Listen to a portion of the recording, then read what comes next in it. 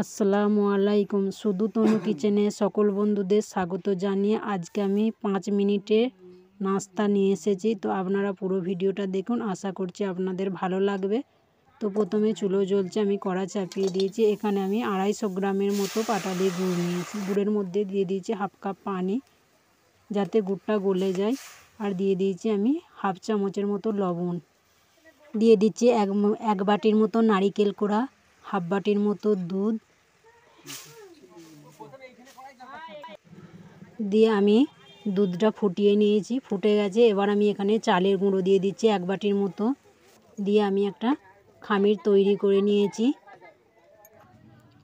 তো খামিরটা তৈরি হয়ে গেছে, ঠান্ডা হয়ে গেছে। এবার আমি হাত দিয়ে ছেনে নেব। তো যে সকল বন্ধুরা আমার ভিডিওটা দেখছেন, আমার চ্যানেলে নতুন এসেছেন, অবশ্যই চ্যানেলটি সাবস্ক্রাইব করে পাশে থাকবেন আর কমেন্ট করে জানাবেন আজকের রেসিপিটা কেমন লাগলো। তো আমি ভালো করে 5 মিনিটের মতো হাত দিয়ে ছেনে নিয়েছি। তো ছানা হয়ে গেছে। এবার আমি কি করি দেখুন আপনারা, একটা পাতি নিয়েছি, প্লাস্টিকের পাতি। এইটা দিয়ে পেটিটা করলে দারুণ সুন্দর একটা ডিজাইন আসবে। তো দেখুন কত সুন্দর কাটা কাটা ডিজাইন হয়েছে, আর খুব সহজে খুব তাড়াতাড়ি এই নাস্তাটি তৈরি হয়ে যাবে। আপনারা অবশ্যই বাড়িতে একবার করে দেখবেন, আর খেতে খুবই সুন্দর এবং খুবই মজাদার একটা রেসিপি। পুরানো দিনের একটা পিঠা আপনাদের সামনে তুলে ধরলাম।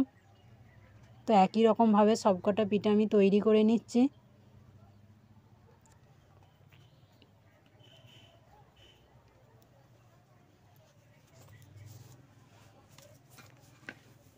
তো সবকটা পিঠে তৈরি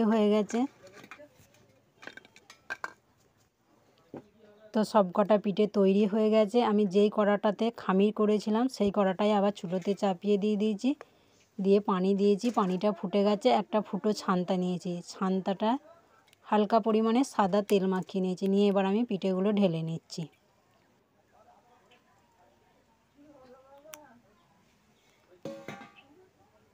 দিয়ে এবার আমি ঢাকনা লাগিয়ে রাখবো প্রায় 5 থেকে 10 মিনিটের মতো। তো 5 মিনিট রাখলেই হয়ে যাবে। তো দেখুন পিঠেটা তৈরি হয়ে গেছে এবং খুব সুন্দর একটা কালার এসেছে, আর এই পিঠেটা খেতে খুবই সুন্দর, খুবই মজাদার।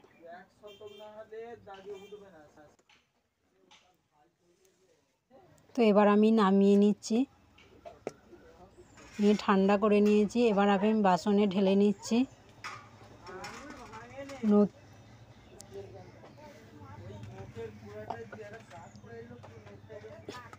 তো দেখুন বন্ধুরা কেমন হয়েছে ভাপিয়ে নেওয়ার পর। আর এই পিঠেটা কোনো কিছু দিয়ে খেতে হবে না, শুধুই খাওয়া যাবে। আবার যদি কেউ চায় দুধে ভিজিয়ে খেতে, তো অবশ্যই দুধে ভিজিয়ে খেয়ে দেখবেন, আরও মজা লাগবে। তো চলুন ভিডিওটা আমি এখানেই শেষ করছি। আবার অন্য কোনো দিন অন্য কোনো রেসিপি নিয়ে আপনাদের কাছে আসবো। আপনারা সবাই ভালো থাকবেন, বেশি বেশি করে সাপোর্ট করবেন, সুস্থ থাকবেন, আর লাইক একটা অবশ্যই দিয়ে যাবেন ভিডিওটাতে, অনুরোধ রইল।